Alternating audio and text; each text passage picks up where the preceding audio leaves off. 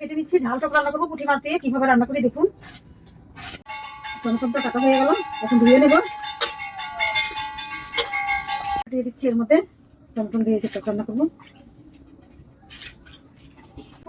এই ছোট মাছটা, ছোট পুঁটি দিয়ে টক রান্না করবো। এটা দিয়ে দিচ্ছি দেখুন, কারণ টকের মাছটা হালকা করে ভেজে নেব। পুঁটি মাছটা, কারণ টকের মাছটা আমি অল্প করে ভেজে নিলাম, অত বেশি ভাজবো না, বেশি ভাজে নিলেও ভালো লাগে না।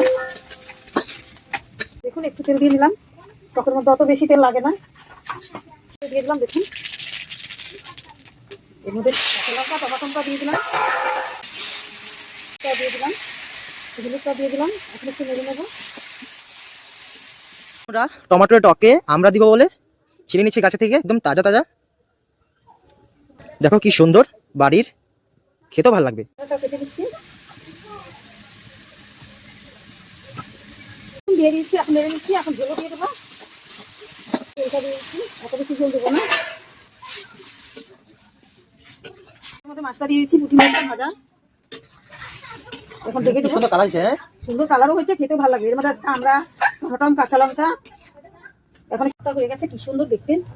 দেখুন পুঁটি মাছ দিয়ে টক রান্না করলাম, রান্না করলাম। আপনাদের যদি রান্নাটা দেখে ভালো লাগে আর ভিডিওটাও যদি ভালো লাগে, লাইক কমেন্ট শেয়ার করবেন।